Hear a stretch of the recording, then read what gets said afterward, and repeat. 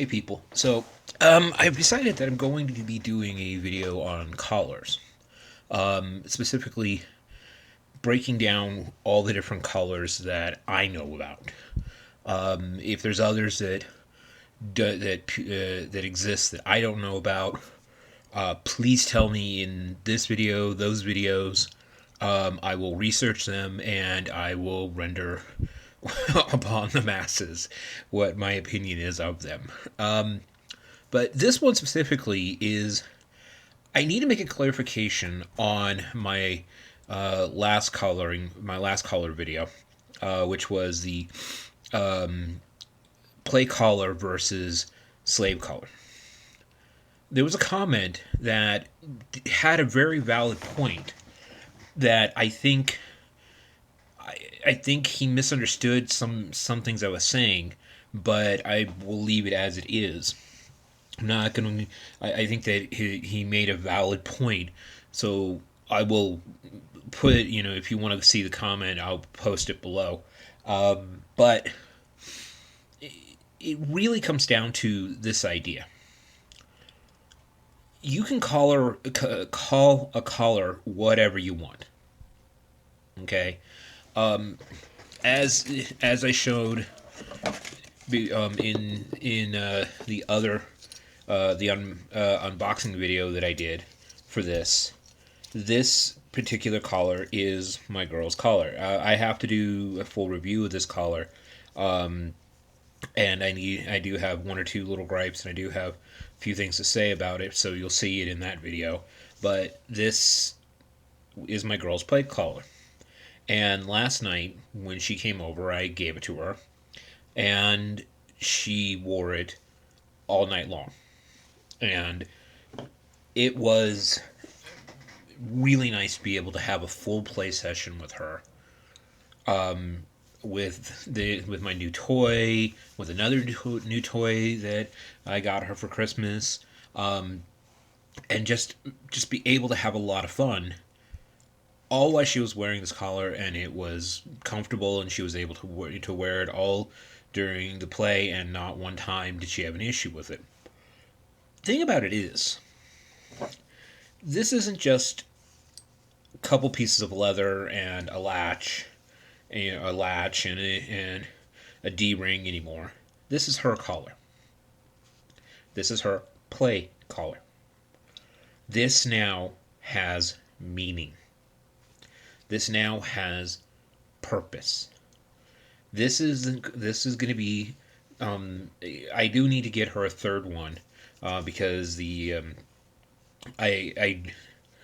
I'll explain it in the other video about how I feel the measuring process is a little off on it.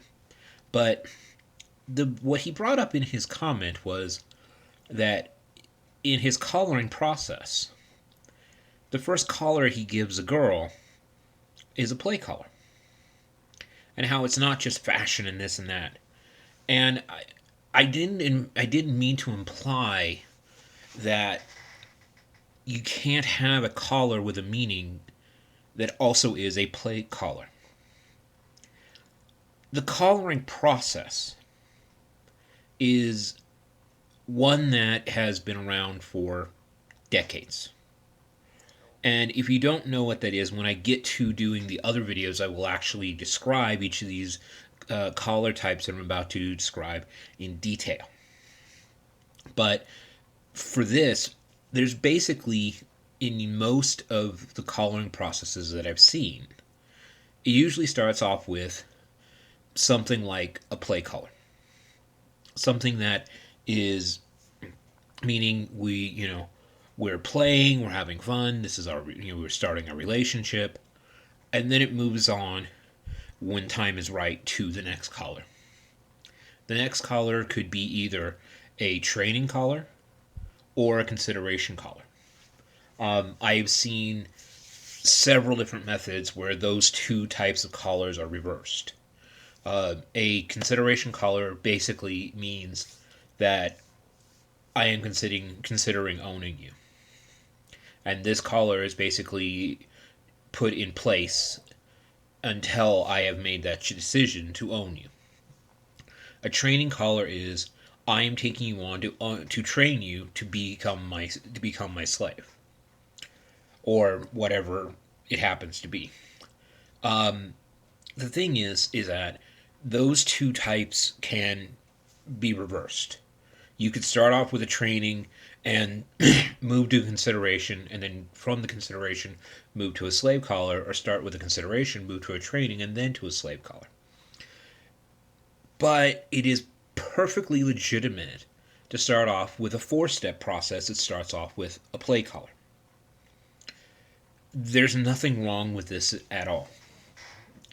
It could start off with a protection collar, then it becomes, then it becomes a consideration collar, then it becomes a training collar, then it becomes a slave collar, or again, reverse those two. It could be a bunch of different things. The one thing will always be true. A collar is what you make it. A piece of rope tied around a person's neck could be considered a collar. A necklace can be considered a collar.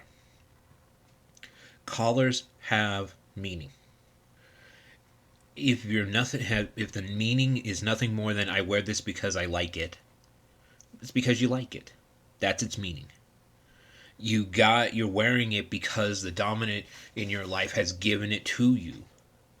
Then it has meaning because the dominant gave it to you. This collar is something that is going to be special to my girl because I gave it to her. This is not something that probably will ever be given to another dominant for her, for them to use with her. That's the one major thing that I think was the misunderstanding in that video. And if I did do that, I apologize. But I think the long and the short of it is, collars have whatever meaning you give them, no matter what it is. The collars could have a meaning that's bad. Collars can have a meaning that's good. Collars could have a meaning that means nothing more than I liked how it looked. But it has a meaning. If it doesn't have a meaning, it's just a piece of leather, or a piece of plastic, or a piece of metal, or a combination of the three, or a combination of two, or just one individually. There is a million things you can say about a collar. And in these upcoming videos on this series, I'm really hoping to kind of demystify some of what collars are and what collars aren't. But again, to the person who posted the comment, thank you. I think that was a very good comment, and I really wish people would contribute like that, because comments like that help make these videos. I like responding to the comments on my videos because they usually bring up something even deeper than what I originally talked about. Keeping the ball rolling, to me, is a lot of fun. So, but that's it for now. Anything else, comment below.